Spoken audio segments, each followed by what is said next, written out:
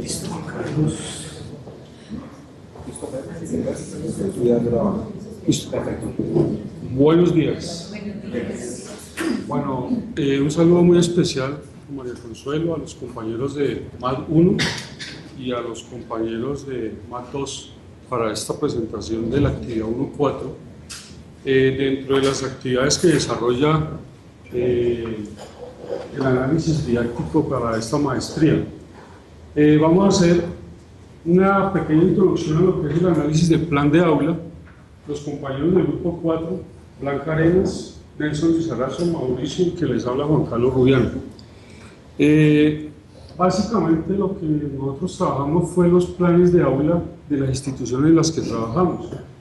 La institución técnico-comercial de Tocancipá, la institución educativa departamental Ricardo Inestrosa Daza de la Vega, la institución educativa Ernesto Aparicio Jaramillo de la Mesa y la institución Carlos Abundano González de Sesquilé.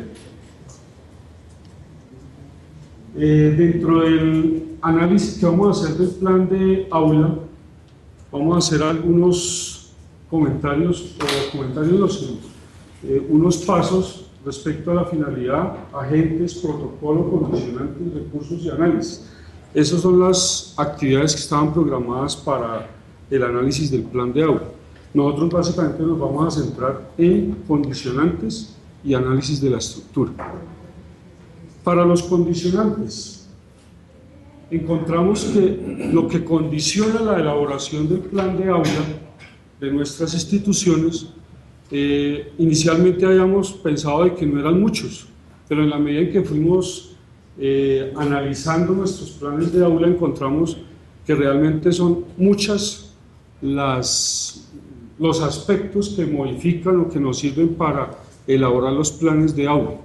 Entre ellos están el plan de área, las nuevas tendencias educativas, los lineamientos curriculares, los estándares, la legislación educativa, las políticas educativas, las pruebas externas, la misma intensidad horaria, los convenios que tienen nuestras instituciones con universidades o con el SENA, los recursos, la caracterización de los alumnos y la misma experiencia. Entonces vamos a hablar un poco de cada uno de estos aspectos que influyen de alguna manera en la elaboración del plan de aula o en la planificación de este plan de aula. En primera instancia tenemos el plan de área. ¿Por qué decimos que el plan de área modifica o nos sirve para la elaboración del plan de aula? Porque es el documento base de nuestras instituciones o en ese nivel de planificación de los docentes para elaborar, digamos, nuestro quehacer cotidiano. El plan de área es un documento, digamos, grande en el sentido de que contiene todas las dimensiones del currículo en cuanto a contenidos, metodología, evaluación, los objetivos. Y el plan de aula, al elaborar nosotros nuestra planificación de lo que vamos a hacer en la siguiente clase o en la clase de la siguiente semana, tenemos que tener en cuenta qué contenido estamos trabajando con nuestros alumnos, cuál metodología estamos utilizando, qué objetivos nos estamos proponiendo para esa clase y cómo vamos a evaluar ese aprendizaje que estamos promoviendo. Hablamos de tendencias educativas también como una condicionante en la elaboración del plan de aula.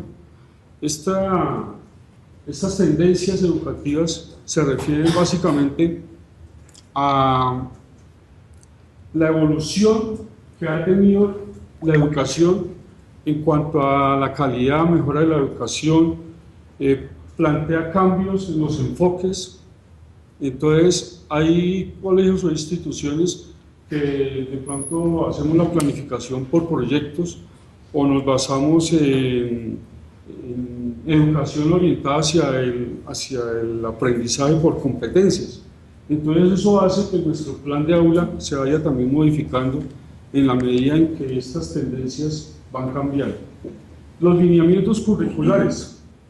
Estos lineamientos orientan la enseñanza de las matemáticas. Ya habíamos tratado ese aspecto al analizar el plan de área y veíamos cómo, de acuerdo a los diferentes pensamientos en los sistemas de los procesos matemáticos, se ejemplifica, digámoslo así, la forma en cómo vamos a orientar la enseñanza de las matemáticas. Entonces hablábamos, por ejemplo, de procesos como procesos generales en el planteamiento de problemas. Nuestras instituciones, por ejemplo, muchas tienen énfasis agroindustrial o comercial. Entonces, de acuerdo a esos lineamientos, nosotros tenemos que realizar nuestros planes de aula pensando en esos énfasis y en esos lineamientos, en el sentido de, por ejemplo, programar actividades que permitan profundizar un poco en esos énfasis. Me explico. El colegio agroindustrial necesita que en las matemáticas, por ejemplo, el profesor elabore problemas tendientes a profundizar un poco en esa énfasis de agroindustrial. Entonces, las matemáticas irán enfocadas a, por ejemplo, calcular mediante las matemáticas el costo de producción de un bien o de un artículo que se esté produciendo ya con el énfasis. Los estándares. Los estándares hablamos de que ofrecen los parámetros de alcance de competencias asociadas a la planeación de objetivos. Esto es logros. Cuando se hablaba del plan de aula, hablamos de logros e indicadores de logros y hablamos de ciclos de aprendizaje. Entonces hablamos de grados y edades. Entonces, ¿qué pasa en la parte de los estándares? Que eso también condiciona la elaboración o nuestra planeación de aula, en el sentido de que no es lo mismo programar una clase para un grupo 801 que tiene determinadas características comportamentales, actitudinales, que programar esa misma clase con ese mismo contenido para un grado 802 que tiene diferencias en cuanto a sus edades, por ejemplo, o a cuanto a su comportamiento, a su disciplina, a su actitud.